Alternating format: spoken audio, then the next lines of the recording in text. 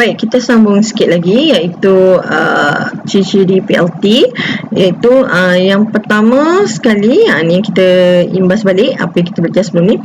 Ciri-ciri PLT, perkongsian liability terhad, iaitu entiti berasingan, liability terhad dan hayat berterusan. Okey, apa maksud entiti berasingan? Entiti berasingan bermaksud pemilik dan perniagaan dalam PLT merupakan dua pihak yang berbeza. Maksudnya seolah-olah macam kita dengan perniagaan kita adalah dua individu yang berbeza. Perniagaan dalam PLT mempunyai hak untuk menyaman, ada hak untuk menyaman, didakwa dan memperoleh serta melupuskan harta. Okey, ciri yang kedua ialah liability dia terhad. Okey, ini yang orang biasanya sukalah. Kenapa PLT ni orang suka? Sebab dia gabungkan ciri-ciri perkongsian dan juga syarikat berhad. Okey, di mana liability dia terhad. Maksudnya aset persendirian dia, harta persendirian perkongsi itu tidak akan dikacau. Okey, semua rakan kongsi mempunyai tanggungan terhad setakat modal yang dilaburkan sahaja. Dan tidak melibatkan harta peribadi pemilik. Maksudnya kalau perniagaan tu rugi, bank hanya boleh rampas setakat harta perniagaan saja, tak kacau pun harta sendirian dia dekat rumah, kereta dia, rumah dia tak akan diganggu lah.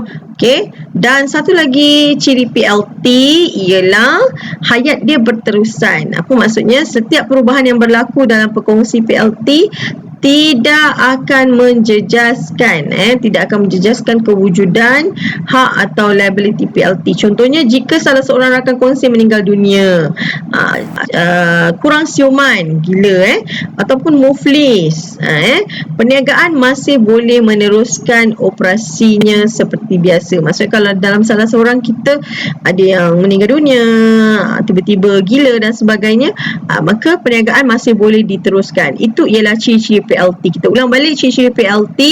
Yang pertama ialah entiti berasingan. Apa dia? Maksudnya di mana perniagaan dan juga rakan kongsi itu dia ialah mempunyai dua pihak yang merupakan dua pihak yang berbeza. Yang kedua ialah liability-nya terhad. Setiap rakan kongsi menanggung setakat tanggungan terhad setakat modal yang dilaburkan sahaja, dan juga hayatnya berterusan. Perniagaan PLT ni dia tidak akan jika ada apa-apa berlaku ataupun perubahan kepada perkongsi, tidak akan menjejaskan kewujudan PLT. Okey, kelebihan perkongsian liability terhad kepada pemilik. Kelebihan dia yang pertama, orang suka ni lah ni, entiti berasingan, rakan kongsi bebas daripada tindakan undang-undang yang dikenakan oleh syarikat. Yang kedua ialah flexibility perniagaan. Rakan kongsi boleh meletakkan syarat-syarat tambahan menurut perjanjian perkongsian. Salah satu lagi ciri ni antara yang popular. Kenapa orang suka buka perniagaan PLT? Ini adalah faktor utama sebenarnya. Liability terhad, aset peribadi semua rakan kongsi dalam PLT dilindungi sekiranya perniagaan muflis. Dan satu lagi ialah penjimatan kos. PLT tidak tertakluk kepada sistem audit dan pematuhan pada undang-undang berkanun. Selain itu, tiada had bilangan maksimum rakan kongsi. Nampak tak? Tiada had maksimum rakan kongsi atau keperluan modal minimum. Okey, contoh syarikat yang terlibat dengan PLT ialah, kita boleh nampak kat sini, dia nama dia Teguh Jaya PLT, Jati Diri PLT, Srijaya PLT, Cik Ros PLT, Senang Hati PLT. Okey. Dan akhir sekali saya nak awak tahu apa dia tanggungjawab rakan kongsi. Okey. Tanggungjawab rakan kongsi, setiap rakan kongsi dalam perniagaan bertanggungjawab untuk menjalankan peranan masing-masing seperti menjaga kepentingan rakan kongsi lain. Okey. Jangan fikir macam saya je nak untung. Tak boleh, kita ada rakan kongsi, so kena ada kepentingan masing-masing. Kemudian melindungi rahsia perniagaan. Ini juga tanggungjawab kita. Tak bolehlah macam semua benda kita nak bagi tahu kawan-kawan kita yang tak termasuk dalam perniagaan perkongsian kita. Kita kena rahsiakan. Okey, melindungi rahsia perniagaan termasuk rahsia kewangan, Okey, maklumat perniagaan dan juga akaun perniagaan. Okey, mencari peluang dan sumber tambahan. Kalau kita terlibat sebagai rakan kongsi, kita kena cari peluang. Kalau ada peluang untuk mengembangkan perniagaan dan cari sumber tambahan, modal dan sebagainya.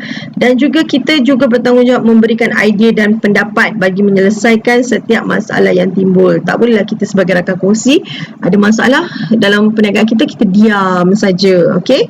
So itu antara tanggungjawab sebagai rakan kongsi. Okey, kita berhenti dulu setakat ni untuk hari ini. Diharapkan murid-murid telah hadam boleh faham apa benda yang cikgu dah bagi video-video sebelum ni. Okey, lepas tu murid-murid boleh buat latihan yang diberi dan juga melukis peta untuk dilengkapkan dalam nota masing-masing sebagai gerak kerja murid. Okey, kita jumpa lagi pada pembelajaran akan datang. Terima kasih. Assalamualaikum.